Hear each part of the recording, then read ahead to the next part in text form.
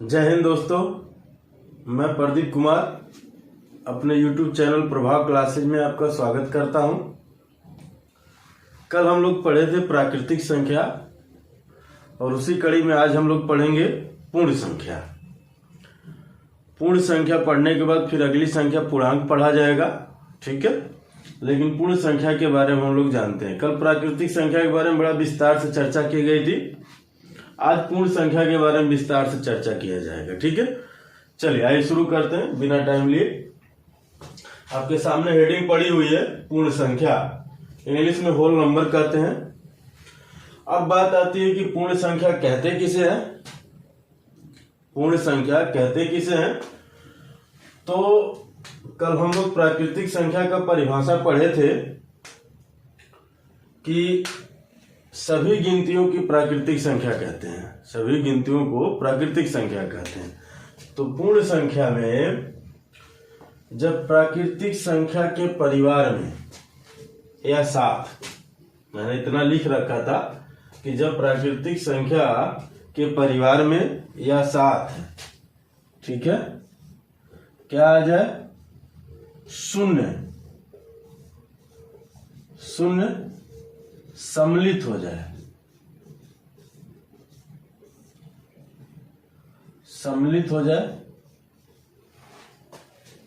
ठीक है। जब प्राकृतिक संख्या के परिवार में शून्य सम्मिलित हो जाए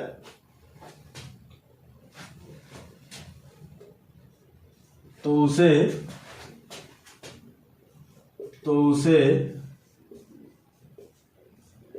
पूर्ण संख्या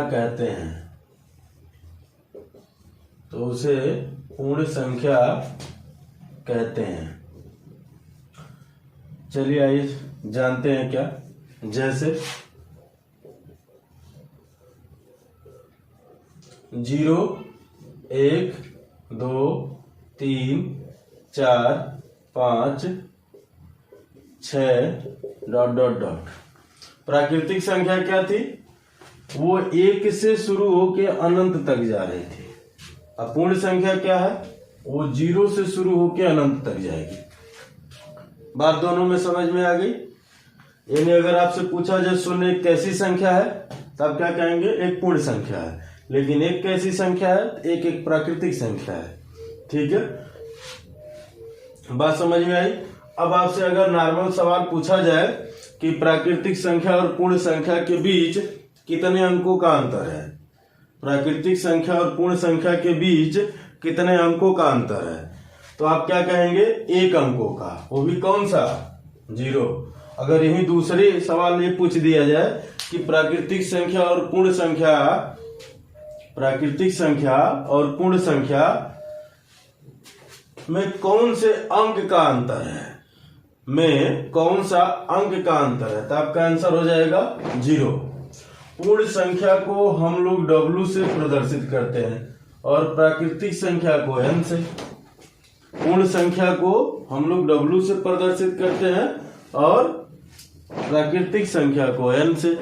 अब बात आती है कि अगर इसी सवाल को वो इस तरह से पूछ दे, इसी सवाल को थोड़ा सा अंतर कर दे कि वह कौन सा अंक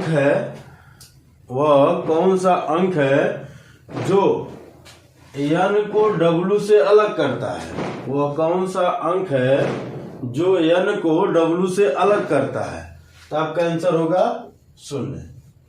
यानी इन तीनों सवालों में 2 सवालों का जवाब 0 है। कौन सी अंक है जो N को W से अलग करता है, वह कौन सी संख्या है जो प्राकृतिक संख्या को, या वो कौन सा अंक है जो प्राकृतिक संख्या को पूर्ण संख्या से अलग करता है, तब भी 0, ठीक है।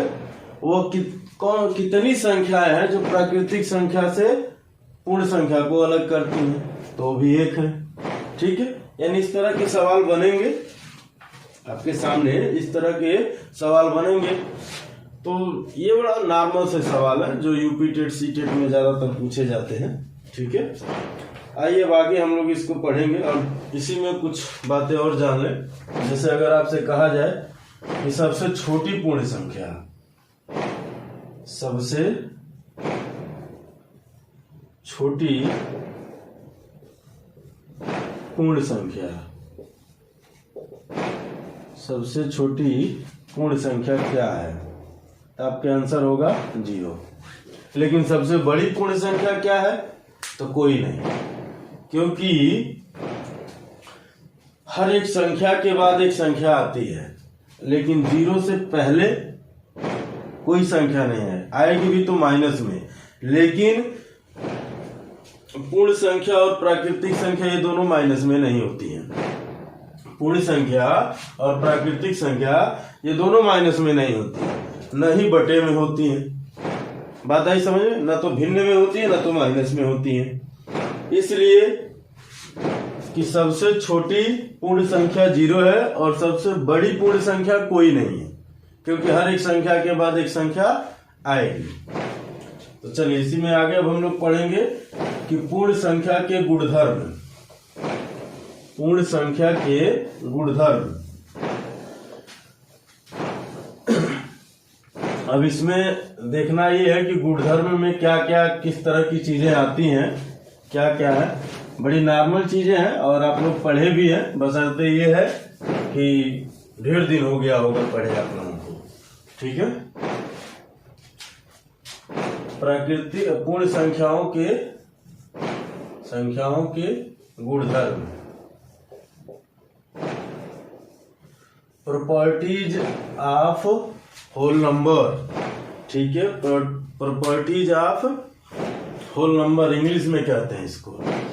गुणधर्म का मतलब ये हुआ कि जो हमारी 4 चीजें हैं, जोड़, घटाना, गुणा, भाग, ये जो 4 चीजें हैं, इन 4 चीजों को लागू होना चाहिए। नहीं लागू हो रहा तब भी और लागू हो रहा तब भी, वही इनकी प्रॉपर्टीज है और उसी पर इसको देखा जाता है। तो इसमें 3-4 बातें आती, 3-4 नियम है। पहला नियम है संवरक नियम। इसको क्लोजर लॉ कहते हैं, इसको इंग्लिश में क्लोजर लॉ कहते हैं।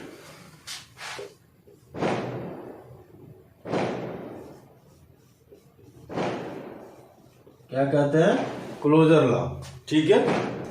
इसमें क्या बात होती है, जैसे हमने मान लीजिए अगर आपसे एक सवाल ऐसे नॉर्मल कह दिए कि 2 पूर्ण संख्याओं का योग, 2 पूर्ण संख्याओं का योग क्या एक पूर्ण संख्या होगी? 2 पूर्ण संख्याओं का योग क्या एक पूर्ण संख्या होगी? तब आपका आंसर आएगा हाँ। लेकिन अगर उसी में हमने कह दिया कि क्या 2 पूर्ण संख्याओं का अंतर क्या एक पूर्ण संख्या होगी, तब का कहेंगे ना। क्यों? अब इसी बात को हम लोग समझते हैं। जैसे हमने कहा यदि ए और बी एक पूर्ण संख्या है, क्या है? पूर्ण संख्या है, तो पहला, क्या a प्लस बी पूर्ण संख्या होगी? क्या a प्लस बी पूर्ण संख्या होगी? दूसरा, क्या a माइनस बी पूर्ण संख्या होगी? क्या a माइनस बी पूर्ण संख्या होगी?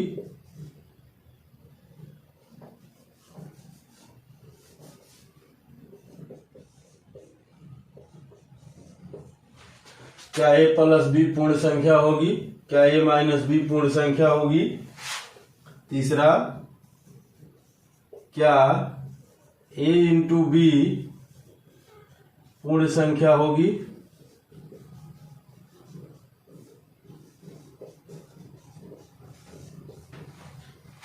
चौथा, क्या a डिवाइडेड बाई बी पूर्ण संख्या होगी?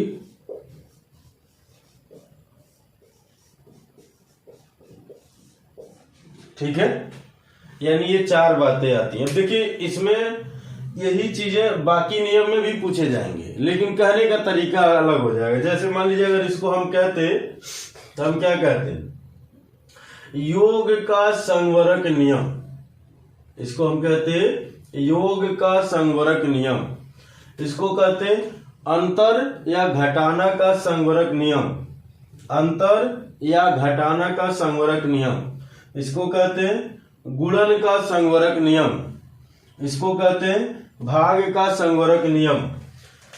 तो अब बात ये आती है, जो ये पहला रूल कह रहा है, जो ये पहला रूल आपसे कह रहा है कि क्या a प्लस b एक पूर्ण संख्या होगी, कब, जब a और b एक पूर्ण संख्या है। तो यानी इसका मतलब ये हुआ कि अगर a बराबर हम 3 मान लें और b बराबर हम 4 मान लें, तो इसका मतलब क्या हुआ कि 3 + 4 = 7। तो क्या 7 एक पूर्ण संख्या है? तो आप कहेंगे हाँ है, ठीक है। तो इसका मतलब ये हुआ, हम क्या कहेंगे, दो पूर्ण संख्याओं का योग एक पूर्ण संख्या होती है। हम क्या आंसर देंगे, दो पूर्ण संख्याओं का योग एक पूर्ण संख्या होती है। लेकिन अब दूसरी बात क्या कह रहा है, क्या a माइनस b एक पूर्ण संख्या होगी? तो अगर a बराबर 3 और b बराबर 4 है तो इसका मतलब माइनस में आएगा, और दूसरी बात 4 - 3 होगा तो इसका मतलब प्लस में आएगा। अब दोनों बातों में समझने वाली बात यह है कि पूर्ण संख्या कभी निगेटिव होगी नहीं, तो इसलिए ये लागू नहीं होगा, इसलिए ये लागू नहीं होगा।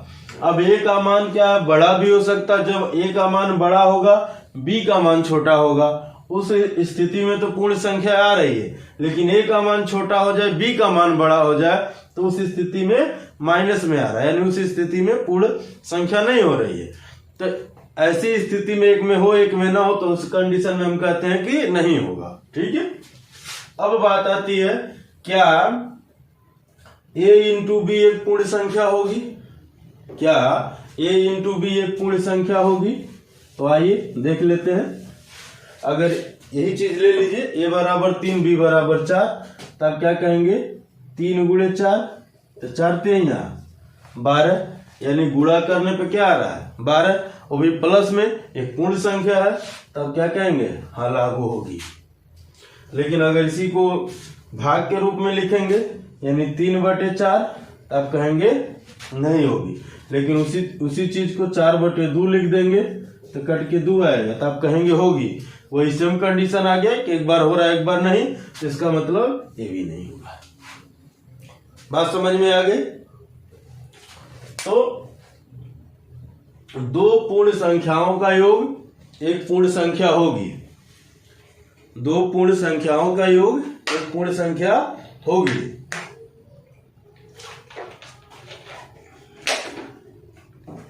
लेकिन दो पूर्ण संख्याओं का अंतर एक पूर्ण संख्या नहीं होगी। उसी तरह से यहां दो पूर्ण संख्याओं का गुणनफल एक पूर्ण संख्या होगी, लेकिन दो पूर्ण संख्याओं का भागफल एक पूर्ण संख्या नहीं होगा। बात आ रही समझ में? ठीक, चलिए आगे चलते हैं हम लोग। इसको पढ़ने में और आगे तब मजा आएगा जब हम लोग पूरी तरह से इस पे सवाल करेंगे। अभी इस पे तो हम लोग इसकी बेसिक चीजें जान रहे हैं, इसके डिटेल, ठीक है। आगे इन पे जब सवाल बनते हैं तब मजा आता है इसको कर, तब ये चीजें आपको याद होनी चाहिए। अगर याद नहीं है तो फिर दिक्कत है। आप एक काम करिए, पेन कापी ले बैठ के बकायदे एक एक चीज नोट करिए, और खास करके हमारी बातों पे ध्यान दीजिएगा, क्योंकि कुछ चीजें हम लिख नहीं रहे हैं, कुछ चीजें आपको ओरली बोल दे रहे हैं, उस चीज को आप नोट कर लीजिएगा। अगला नियम है क्रम विनिमय, क्रम विनिमय नियम, इसको इंग्लिश में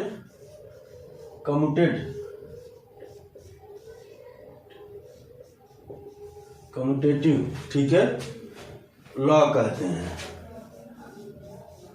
बात आ गई समझ में? कम्यूटेटिव लॉ कहते हैं। इसमें भी बातें वही हैं। इस चीज को अब थोड़ा सा हम लोग लिखते हैं दूसरे तरीके से। यदि मान लीजिए हम कहते हैं ए और बी दो पूर्णांक है, तो इसमें बात ये हो जाती है, पहला नंबर योगफल में ए प्लस बी, यानी सीधा अगर हम जोड़ते हैं तो जो मान आ रहा है, क्या उल्टा जोड़ने पे भी वही आएगा? अगर ये दोनों पक्ष बराबर है तो योग का नियम लागू होगा, यानी इसको क्या कहेंगे? योग का क्रम विनिमय नियम, योग का क्रम विनिमय नियम। उसी तरह से दूसरा ए माइनस बी बराबर बी माइनस ए, इसको क्या कहेंगे? अंतर का क्रम विनिमय नियम। तीसरा ए इंटू बी बराबर बी इंटू ए। और चौथा, अभी ये पूछ रहा है क्या होगा, ठीक है। फिर ए डिवाइडेड बाई बी बराबर बी डिवाइडेड बाई ए, यानी ए भागा बी बराबर बी भागा ए। तो आइए समझते हैं वही चीज। अगर ए बराबर 4 ले लिए, बी बराबर 5 ले लिए, तो भाई जोड़िए, यानी 4 प्लस 5 बराबर 5 प्लस 4, तो 5 4 9, फिर 5 4 9, ये बराबर हो गए, इसका मतलब ये लागू होगा। फिर उसी तरह से यही सेम चीज ले लीजिए, तो 4 माइनस 5 बराबर 5 माइनस 4, माइनस 1 बराबर प्लस 1, यानी ये बराबर नहीं हुए तो यहाँ काट दीजिए इक्वल नॉट और कह देंगे कि नहीं होगा। बात आ रही समझ में? उसी तरह से यहाँ ले लीजिए, 4 गुणे 5 बराबर 5 गुणे 4, तो 5 चौके 20, फिर 20, क्या दोनों बराबर हो गए? हाँ हो गए। इसका मतलब ये क्या है कि लागू होगा। अब भाग में आ जाइए, तो 4/5 बराबर 5/4, इसका मतलब कि भी बराबर नहीं है, तो इक्वल नॉट बराबर, यानी ये भी नहीं होगा। तो क्या है, क्रम विनिमय में प्लस और गुणा ये दोनों लागू होगा, माइनस और भाग नहीं लागू होगा। बात समझ में आ रही है? ठीक है, चलिए आगे चलते हैं हम लोग। अब इसी में आता है साहचर्य नियम, इसी में आता है साहचर्य नियम। मिटा दे, स्क्रीनशॉट लेना चाहते हैं तो ले लीजिए। चलिए बेटा, ठीक है। और ये सभी कंपटीशन के लिए है, और नोट्स बना बना के पढ़िएगा, ठीक है। आइए समझते हैं साहचर्य नियम।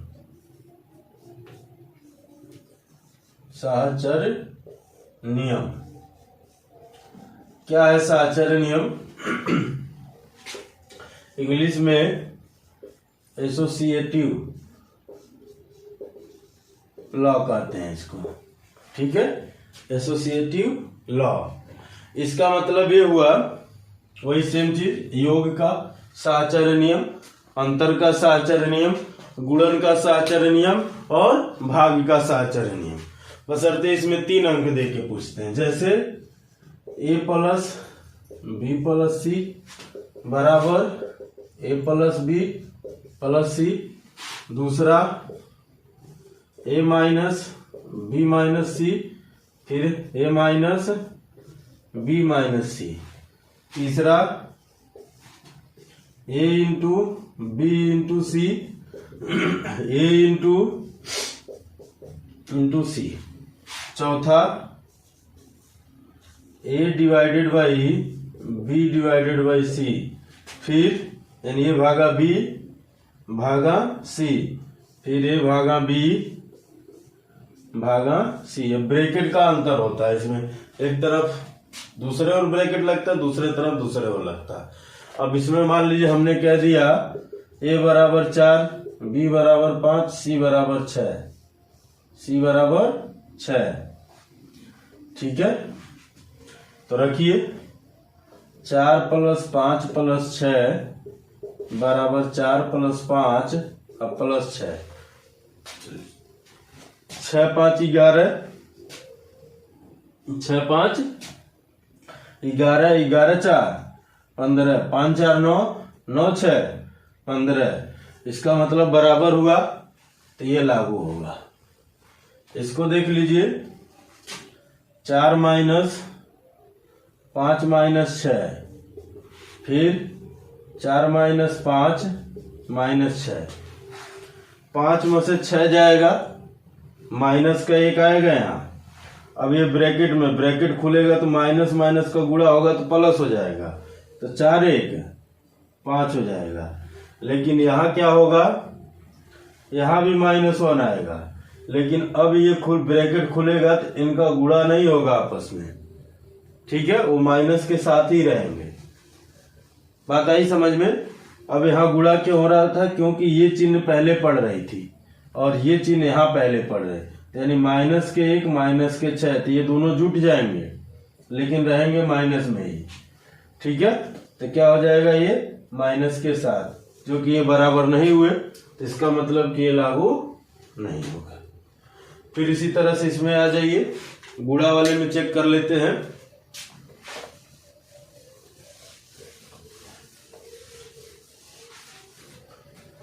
यानी ये बराबर 4 गुणे b बराबर 5 और c बराबर 6, 4 गुणे 5 और गुणे 6, तो देखिए 6 5 30, 4 3 12, यानी 120, 5 चौके 20, 20 छक्का 120, दोनों बराबर हो गए, तो इसका मतलब कि ये लागू हो गया।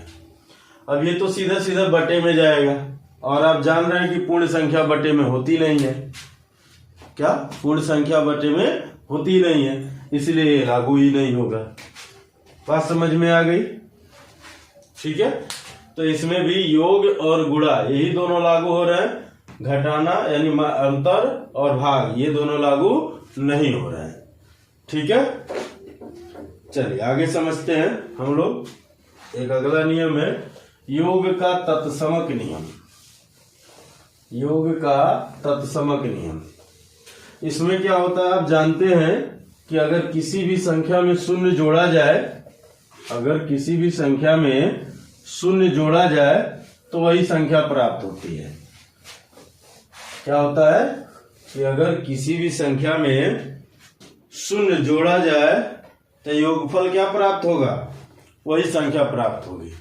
तो मैं इसको लिख नहीं रहा हूं, बस समझा दे रहा हूं, यहां हेडिंग डाल दे रहे हैं, योग का तत्समक नियम,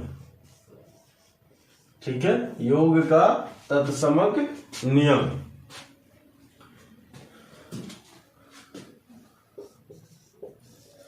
एडिटिव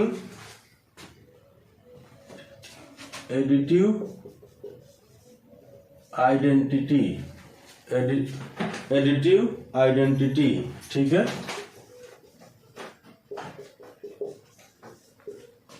इसको इंग्लिश में ये कहते हैं।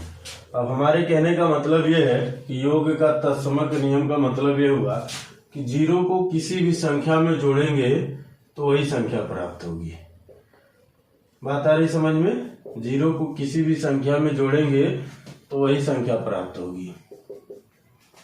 क्लियर है, इसी को कहते हैं योग का तत्समक नियम। अब इसमें बात क्या होती है, अगर आपसे सवाल पूछ दे कि पूर्ण संख्याओं में योग का तत्समक अवयव क्या होता है, अगर सवाल कह दे कि पूर्ण संख्या में या संख्याओं में, पूर्ण संख्या में योग का तत्समक, योग का तत्समक अवयव क्या होता है, क्या होता है, तो आप आंसर देंगे शून्य। बात है समझ में, क्या आंसर देंगे, शून्य। गुणन का पूर्ण संख्या में, यानी दूसरा रूल, ये नोट ले लीजिएगा, ये पहला और ये दूसरा। पूर्ण संख्या में, क्वेश्चन के तौर पर हम इसको बता रहे हैं,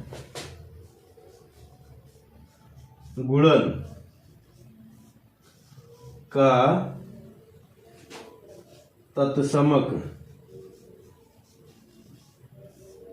अवयव क्या होगा। ठीक है, तो यहाँ 1 हो जाएगा। क्या हो जाएगा? 1 हो जाएगा। अगर आपसे कहा जाए पूर्ण संख्या में शून्य का पूर्ववर्ती क्या होगा, अगर यही आपसे एक सवाल और पूछ लिया जाए, आपको प्राकृतिक संख्या में अनुवर्ती और पूर्ववर्ती हम बताए थे, अगर इसमें आपसे कह दिया जाए कि पूर्ण संख्या में शून्य का पूर्ववर्ती क्या होगा, तो आपका आंसर क्या आएगा? 0 होगा। क्योंकि पूर्ववर्ती मतलब क्या होता है? दी गई संख्या में से उसको घटाया जाए। मान लीजिए जैसे 2 दिया गया तो इसका पूर्ववर्ती यानी 1 घटाएंगे उसमें से तो 1 आए, यानी 2 की पूर्ववर्ती उससे 1 कम, अनुवर्ती उससे 1 ज्यादा। तो 0 का अनुवर्ती तो है लेकिन कोई पूर्ववर्ती नहीं है, तो हम कह दिए पूर्ण संख्या में शून्य का पूर्ववर्ती क्या है, तो आप कह देंगे कुछ भी नहीं, यानी कोई नहीं, लेकिन अनुवर्ती 1 होगा। अनुवर्ती क्या होगा? 1 होगा। बात समझ में आ गई? ठीक है, तो ये रहा है आपका पूर्ण संख्या। पूर्ण संख्या में बहुत कुछ नहीं था, नॉर्मल चीजें थी, इसको आपको समझा दिया गया है। आगे हम लोग अगली वीडियो में पढ़ा जाएगा पूर्णांक, वो मजेदार चीज है, वहीं से धीरे धीरे चीजों को आगे बढ़ते हुए चला जाएगा। ठीक है, चलिए बहुत बहुत धन्यवाद आप लोगों को वीडियो देखने के लिए।